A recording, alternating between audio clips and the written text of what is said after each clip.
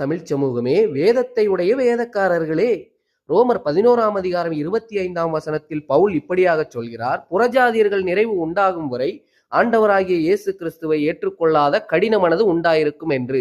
மெல்ல மெல்ல அவர்களுடைய கடின மனது நீங்கும் பொழுது ஆண்டவராகிய இயேசு கிறிஸ்துவை ஏற்றுக்கொள்வார்கள் அல்லவா? என்னவென்று ஏற்றுக்கொள்வார்கள்?